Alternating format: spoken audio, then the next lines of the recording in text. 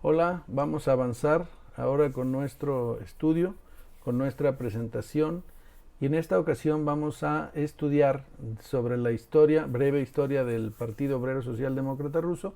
Vamos a estudiar la base ideológica que es el marxismo-leninismo.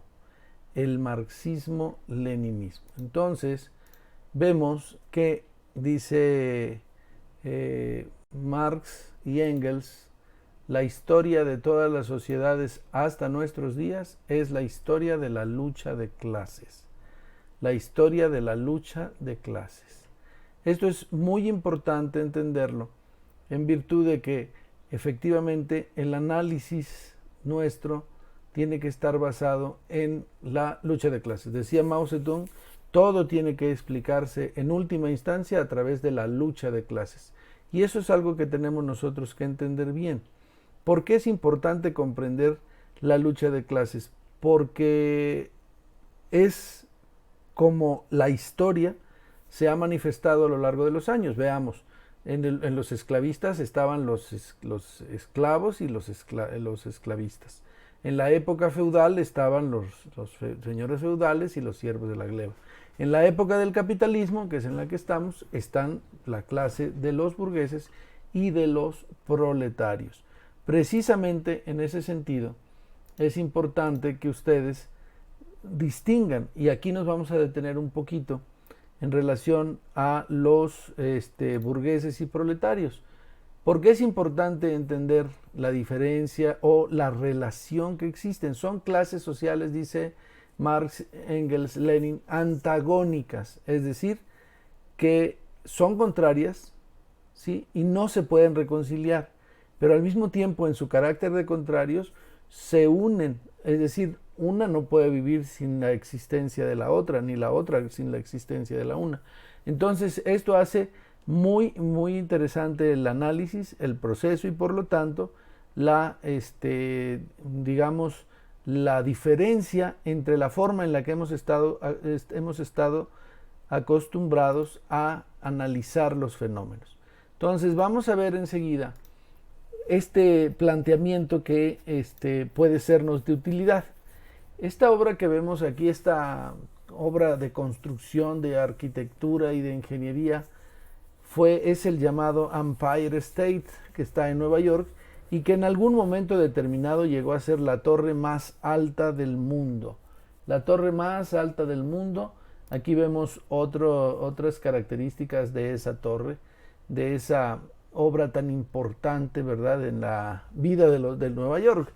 Quien va a Nueva York siempre no puede dejar de subirse hasta arriba de esa torre, que tiene un observatorio impresionante, ¿no? Pues bien, lo que queremos que se entienda a través de este análisis es, uno, ¿quién construyó esa torre? Y quien construyó esa torre justamente fueron estos obreros. Ahí están a la hora del lunch. Estos obreros a la hora del lunch están justamente en una barra a las alturas. Imagínense ustedes lo que eso significa. Y pues no tienen miedo a la altura, el miedo al vértigo, pero sí debemos imaginar que pues varios trabajadores murieron justamente de caídas por esa condición de estar trabajando a las alturas. Pero ellos fueron finalmente los que hicieron el edificio. Pero aquí tenemos otro ejemplo. Estos proletarios también pues son los que trabajan directamente en la construcción de esa tan importante obra de Nueva York. Sin embargo, la pregunta que debemos de hacernos, y que creo que es una pregunta sensata: ¿y quién de estos trabajadores tiene un piso o es dueño de algo en esa obra? Es decir, de la construcción que ellos hicieron, que es suyo. Y la respuesta es nada. Es más, incluso cuando se terminó de construir, estaba justo la crisis del año 29, y resulta que ni siquiera se llenó, estaba ocupado al 30% el edificio. Y los trabajadores que hicieron esa obra simplemente no gozaron, no disfrutaron. Y esa es la característica. El trabajador opera, trabaja, pero a cambio de su esfuerzo, a cambio de su trabajo, lo que recibe es solo un salario. Es la forma en la que él recibe la riqueza. Pero quienes disfrutan del excedente, digamos, de esfuerzo que no se le paga al obrero, son los burgueses, es la clase poderosa. Y para ejemplo, pues tenemos el caso de Bill Gates, ¿no? También el caso de Elon Musk, que es el dueño de Tesla. Tenemos el caso de Carlos Slim. Entonces, aquí podemos ver efectivamente que los que trabajan, decía Marx, los que trabajan no disfrutan de la riqueza que crean, y los que no trabajan disfrutan de la riqueza que no crean. Esa es una contradicción. Y justamente si el burgués eleva el salario a los trabajadores, disminuye necesariamente su ganancia. Igualmente, si baja el salario del obrero, entonces aumentan las ganancias del burgués. Ahí es donde está la contradicción y donde no se pueden poner de acuerdo. Es irreconciliable la relación entre los burgueses y los proletarios. Ahora bien, ¿qué nos dice Lenin, Marx, Engels? Particularmente lo que podemos leer en el manifiesto del Partido Comunista es lo siguiente. Dice: los comunistas no tienen por qué guardar encubiertas sus ideas e intenciones. Abiertamente declaran que sus objetivos solo pueden alcanzarse derrocando por la violencia todo el orden social existente. Tiemblen si quieren las clases gobernantes ante la perspectiva de una revolución comunista. Los proletarios con ella, es decir, con la revolución comunista, no tienen nada que perder, como no sea sus cadenas. Tienen, en cambio, un mundo entero que ganar. Proletarios de todos los países, uníos. Eso viene al finalizar el manifiesto del Partido Comunista escrito por Marx y Engels. Entonces, fíjense bien, vivimos en una sociedad dividida en clases. Las clases fundamentales en esta sociedad son los burgueses y los proletarios, con la característica de que los burgueses no trabajan y sí acumulan la riqueza, y los trabajadores trabajan, crean la riqueza, pero no disfrutan de ella, o la parte de la riqueza social generada que les toca después de tantos esfuerzos es solamente su salario, una parte menor. La característica que tiene el trabajador, es decir, su fuerza de trabajo, su capacidad para trabajar, es que produce más riqueza de lo que cuesta reponerla. Es decir, el salario es una parte chica, mientras lo que él produce es una parte grande. Pero en el contrato a él solo le quedaron de pagar la parte chica, aunque él produzca más de lo que cuesta.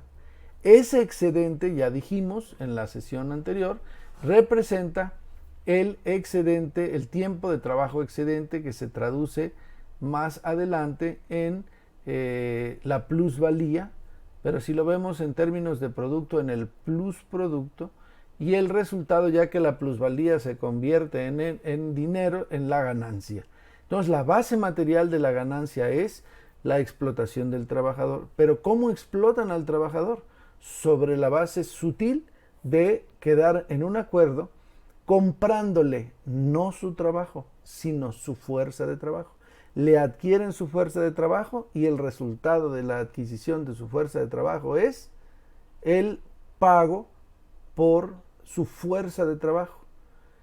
Es decir, no por lo que va a hacer, sino por la capacidad de lo que va a hacer. Pero la reposición de la fuerza de trabajo, es decir, de las energías que se necesitan para al día siguiente volver a trabajar, son mucho menores que lo que despliega el trabajo. Es decir, una vez que se pone a trabajar, en ese momento despliega una gran capacidad de trabajo, de energías, y produce más riqueza de lo que cuesta su fuerza de trabajo. La trampa está en que al trabajador no le compran por lo que trabaja, le compran por la capacidad para trabajar. Le compran su fuerza de trabajo y una vez que ponen a trabajar a la fuerza de trabajo, genera más riqueza de lo que cuesta.